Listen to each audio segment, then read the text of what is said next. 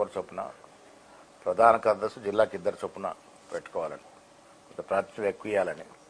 దీంతోపాటు political affairs committee, political advisory committee, ఇప్పుడు seniors అందరినీ, ఇన్నేళ్ళు పార్టీ కోసం సర్వ్ చేసిన సీనియర్లందరినీ ఒక సలహా మండలి టైపు ఒక కమిటీ వేసి దాంట్లో వారికి అవకాశం ఇచ్చి ఎప్పటికప్పుడు పార్టీకి, ప్రభుత్వానికి వారు సలహాలు తీసుకునే విధంగా ప్రతి నెల వారితో సమావేశమై వారి సలహాలు, సూచనలు తీసుకునే విధంగా ఒక కమిటీ రూపకల్పన చేస్తూ ఉన్నాం. Day to day political affairs కోసం పొలిటికల్ అఫైర్స్ కమిటీ ఒకటి, దీంతోపాటు సంవిధాన్ బచావో ప్రోగ్రామ్ కమిటీ. ఇప్పుడు మేము చాలా ఎత్తున ఈ రాజ్యాంగాన్ని పరిరక్షించుకునే కార్యక్రమంలో భాగంగా పెద్ద ఎత్తున సమావేశాలు జరుగుతూ ఉన్నాయి జిల్లాల వారీగా. ఆ సంవిధాన్ బచావో ప్రోగ్రామ్ కమిటీ కూడా ఒకటి వేస్తుంది. దానికి కూడా ప్రాముఖ్యత ఇచ్చి ఆ కమిటీ కూడా కొంత సీనియర్స్ని, కొంతమంది శాసనసభ్యుల్ని వేసుకొని ఎప్పటికప్పుడు కమిటీలు అయ్యే విధంగా.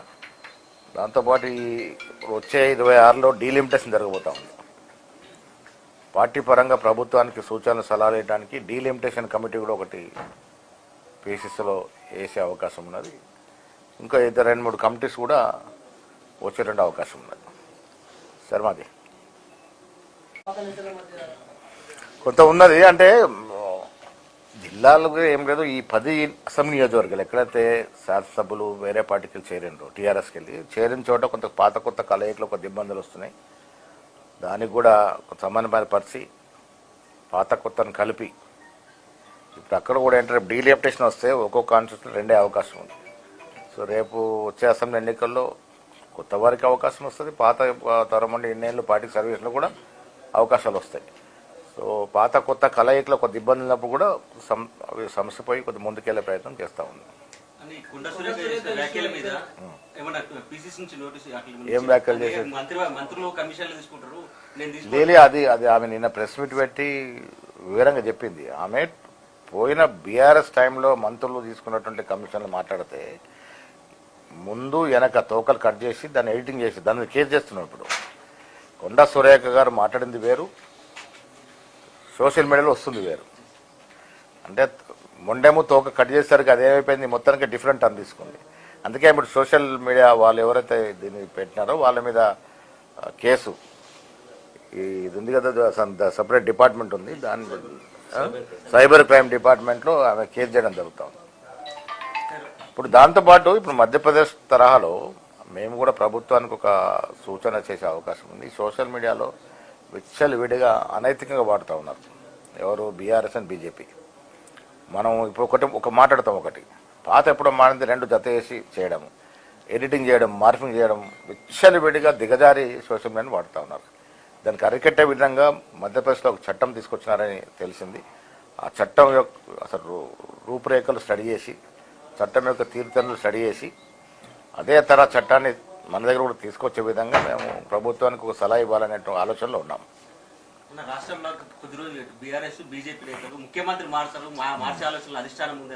అట్లాంటి సంకేతాలు మా ముఖ్యమంత్రి గురించి మాట్లాడే అవసరం వాళ్ళకేముంది? ముఖ్యమంత్రి మారాల్సిన అవసరం ఉన్నది. ఇప్పుడు కాంగ్రెస్ పార్టీ ఎన్నికలకు ముందు ఏవేవైతే మనం వాగ్దానాలు చేశామో, 6 గ్యారంటీలు కానీ రకరకాల కార్యక్రమాలు, ఇంత ఆర్థిక నిర్బంధం అంటే దాదాపు టీఆర్ఎస్ ప్రభుత్వం అధికారంలోకి వచ్చిన తర్వాత, అంతకుముందు 65 ఏళ్లలో 65,000 కోట్ల అప్పు అయితే ఈయన 10 ఏళ్లలో దాన్ని 10 అప్పు చేశారు, 6.5 లక్షల కోట్లు చేసింది. ఇలా మొత్తం కలిసి 7.5 లక్షల కోట్ల అప్పు. ప్రభుత్వం ఎవరు కట్టాలా? ఆయన దురదృష్టి లేకుండా, ఒక విజన్ లేకుండా ఇబ్బడి అప్పు తెచ్చిండు, మన ఎత్తినేసిపోయిండు. సమయానికి మన ప్రజలు ఎన్నుకున్నారు. మన బాధ్యత, ప్రభుత్వం ఎవరు తప్పు చేసినా దాన్ని సర్దిద్దుకొని పోవాల్సిన బాధ్యత మనమే పడింది.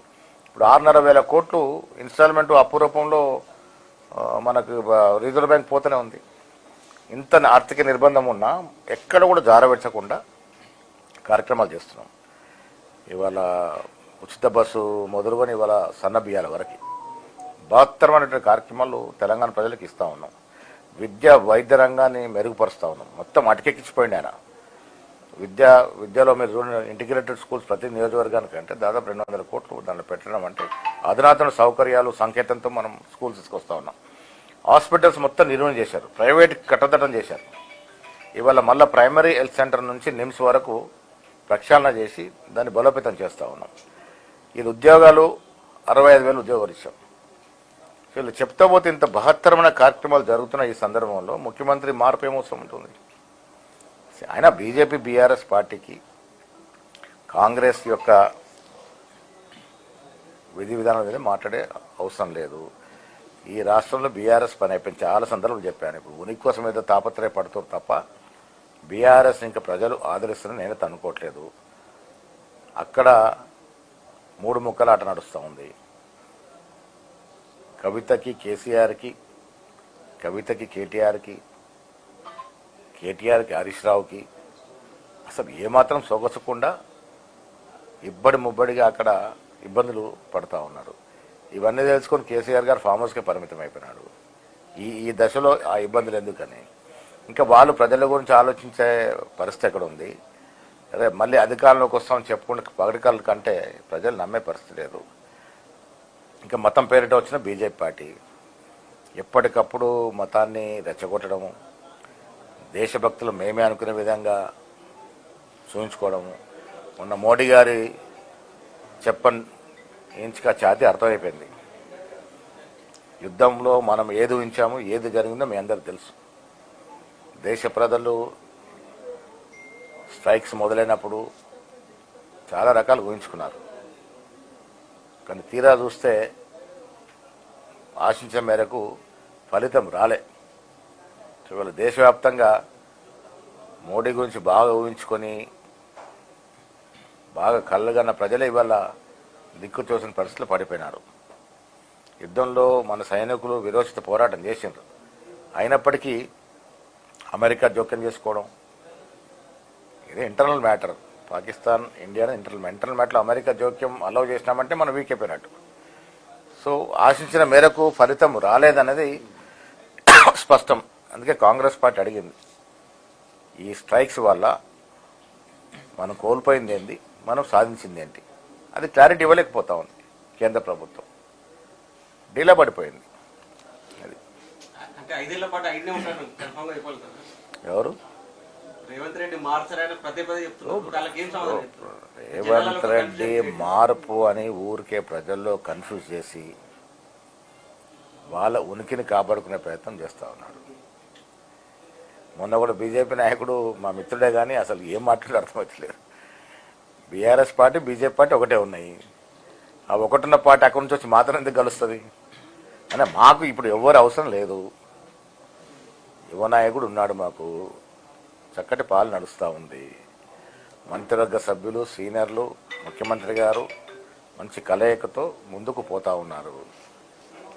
మా దృష్టి అంతా ప్రజల యొక్క అవసరాలు తీర్చడం, ప్రజలకి మనకు ఎన్నికల ముందు ఇచ్చినటువంటి మాట నిలబెట్టుకోవడం. మాకు లేని బాధ మీకెందుకు? మేము, మా ముఖ్యమంత్రి, మా మంత్రులంతా కూడా సఖ్యతతోని మా ఎజెండా ఒకటే. ఎన్నికలకు ముందు మనం ఏమేమి వాగ్దానాలు ఇచ్చామో అవి పూరించడమే. ఆ దశగానే ప్రయత్నం జరుగుతూ ఉంది. మా దగ్గర ఏ సమస్య లేదు. మరి వారెందుకు సమస్య ఉంచుకుంటూ తెలియదు. ఉంటాయి. ఇప్పుడు మనము ఈ కాస్ట్ సెన్సస్ గ్రేటెస్ట్ థింగ్ ఏంటంటే ఇండియాలో మీరు చూశారు, ఇవాళ రేవంత్ రెడ్డి గారు రాహుల్ గాంధీ గారి ఆదేశాలని తూచా చెప్పకుండా పాటిస్తూ దేశంలో మొట్టమొదటిసారిగా కుల సర్వే చేశాం. 42% రిజర్వేషన్ ఇచ్చాం. ఈ కాంగ్రెస్ ప్రభుత్వం గొప్పతనం. ఇలా రేవంత్ రెడ్డి తీసుకున్నటువంటి ఆలోచన రాహుల్ గాంధీ గారి సూచన మేరకు ఇవాళ ఏమైంది, మోడీ గారే కుల సర్వేకి ఆదేశించడం జరిగింది కేబినెట్లో. దాని అర్థం ఈ విజయం ఎవరిది? రాహుల్ గాంధీ గారి యొక్క ఆలోచన. ఈ విజయం రాహుల్ గాంధీ గారిది, ఈ విజయం కాంగ్రెస్ పార్టీది, ఈ విజయం తెలంగాణలో కాంగ్రెస్ ప్రభుత్వం రేవంత్ రెడ్డి గారిది. మేము కదా దిక్సూచిగా మారింది ఇవాళ దేశానికి. మేము తీసుకున్నటువంటి కార్యక్రమం ఇవాళ దేశం మొత్తం తీసుకోబోతా ఉంది. అందుకే తెలంగాణ రోల్ మోడల్గా మారింది. తెలంగాణ మోడల్ని ఇవాళ దేశం అనుసరిస్తూ ఉంది. ముఖ్యమంత్రిగా రేవంత్ రెడ్డి గారు జరిపినటువంటి కుల సర్వే రేపు మోడీ గారు జరపబోతా ఉన్నారు. సో ఈ దశగా ఆలోచించుకుంటే తెలంగాణ యావత్ దేశానికి రోల్ మోడల్గా మారింది. ఇప్పుడు వాళ్ళు పంచాయతీ ఫస్ట్ తెంచుకుంటే బాగుంటుంది. కవిత, కేసీఆర్, కేటీఆర్ పంచాయతీ అయిపోయిన తర్వాత లోకల్ బాడీ గురించి మాట్లాడదాం. వాళ్ళ పంచాయతీ దిగుతలేదు కదా ఫస్ట్. దాదాపుగా కమిటీస్ మారుతాయి. అంటే 3 ఏళ్ళు ఎవరైతే పూర్తి కాలం చేస్తారో కొన్ని ఎక్సెప్షనల్ కేసులు తప్ప దాదాపుగా మారుతాయి. అది మండల వ్యవస్థ కావచ్చు, జిల్లా వ్యవస్థ కావచ్చు, రాష్ట్రంలో కావచ్చు. 3 ఏళ్ళు మా కాల పరిమితి. 3 ఏళ్ల తర్వాత పనితీరుని బట్టి కంటిన్యూ చేయాలంటే కొన్ని కేసులను కంటిన్యూ అవుతారు. కానీ మెజారిటీ డీసీ మాత్రం మారుతాయి. చూద్దాం, ఈ రిపోర్ట్ వచ్చిన తర్వాత అబ్జర్వర్లు వస్తున్నారు. ఆ రిపోర్ట్ ఇచ్చిన తర్వాత మోహన్ రెడ్డి పనితీరుని బట్టి ఉంచాలా లేదా అనేది ఆ రిపోర్ట్ మీద ఆధారపడి ఉంటుంది. అనేక సంక్షేమ పథకాలు అమలు చేస్తున్నారు కానీ కింది స్థాయికి వెళ్తలేవు. అది అక్కడ లోపము. 2 విషయాలు దీంట్లో. ఒకటేమో మా కార్యకర్తలు కొంత శక్తివంతంగా పనిచేయట్లేదు. అంటే గవర్నమెంట్ వచ్చాం కాబట్టి రిలాక్స్ అవుతున్నారు. అసలు గవర్నమెంట్ వచ్చినాకనే పార్టీ యాక్టివిటీ ఎక్కువ ఉండాలి. రెండోది సోషల్ మీడియాలో చాలా దరిద్రంగా అబద్ధ ప్రచారం చేస్తూ ఉన్నారు. ఇప్పుడు బియ్యం ప్యాడీ ఉంది నిజామాబాద్. మేము కలెక్టర్ గారిని ఒక రివ్యూ పెట్టమని అడిగినాము. కారణం ఏంటంటే ఇప్పుడు పోయిన పాలనతో చూసుకుంటే బేసిక్గా జరుగుతుంది ప్రొక్యూర్మెంట్. అయినా సోషల్ మీడియా ఏమొస్తుంది, మొత్తం ఏదో అన్యాయం జరుగుతున్నట్టు. ఇప్పుడు కుప్పల మీద పడి ఆత్మహత్యలు చేసుకొని చనిపోయినటువంటి సందర్భాలు చూసాం మనం. ఇలా పరిస్థితి లేదు. రైతు బంధు ఇస్తున్నాం, సన్నాలకి బోనస్ ఇచ్చినాం, సన్న బియ్యాన్ని ఎంకరేజ్ చేసినాం. బోనస్ వల్ల కదా ఇవ్వాలి. యావత్ దేశంలో హైయెస్ట్ ప్యాడీ పండింది అంటే మన దేశం, మన రాష్ట్రంలో. అది గొప్పతనం. కారణం ఏంటంటే మన ఎంకరేజ్మెంట్, రైతులకు మనకి ఇచ్చిన ఎంకరేజ్మెంట్ వల్ల అంత పంట పండగలిగినాం. సో ఇలా ఇండియా టాప్ ఉంది, నంబర్ 1 ఉంది యావత్ దేశంలో ప్యాడీ పండించలో కానీ ప్రొక్యూర్మెంట్లో కానీ. ఎవరికి ఏ నష్టం కాకుండా ప్రొక్యూర్మెంట్ చేస్తున్నాం. కొద్దిగా ఇన్కమ్ ఉందని అందరూ సజావుగా రైతుల కష్టాలు తీర్చాలనేది మా ఉద్దేశం. హిట్ టీవీ యాప్, ఇందులో short news, live news, entertainment shows, movies, digital magazines తో పాటు మీ జిల్లా వార్తలను కూడా ఫ్రీగా చూడొచ్చు. అంతేకాదు కేజీ నుంచి పీజీ వరకు విద్యార్థులకు స్కాలర్షిప్ కూడా అందిస్తున్నాం. ప్రతి వారం 10 మందికి లక్కీ డ్రా ద్వారా ఒక్కొక్కరికి 10,000 రూపాయలు అందిస్తున్నాం. ఇంకెందుకు ఆలస్యం, వెంటనే హిట్ టీవీ యాప్ ని డౌన్లోడ్ చేసుకుని ఫ్రీగా ఎంటర్టైన్మెంట్ పొందండి. Hit TV app. Hit TV app. Please download hit TV app. Hit TV app ని ఫ్రీగా డౌన్లోడ్ చేసుకొని ఎంజాయ్ చేయండి. మీకు నచ్చిన ఎంటర్టైన్మెంట్ కోసం హిట్ టీవీ యాప్ ని ఫ్రీగా డౌన్లోడ్ చేసుకుని ఎంజాయ్ చేయండి. హిట్ టీవీ యాప్ ని డౌన్లోడ్ చేసుకుని ఆస్వాదించండి, ఆశీర్వదించండి. ఇంతమంది సెలబ్రిటీలు హిట్ టీవీ యాప్ ని డౌన్లోడ్ చేసుకోండి అని చెప్తున్నారంటే ఎంత మంచి యాప్ ఆలోచించండి. అమెరికా అమెరికా అమెరికా అమెరికాలో చదవాలనుకునే వాళ్ళకి విశ్వసనీయమైన పేరు మన శౌర్య కన్సల్టెన్సీ. UK లో 1 year masters. UK లో 1 year masters. 2 years work permit up to 5 years visa. Contact Saurya Consultancy. Contact 89851 89851.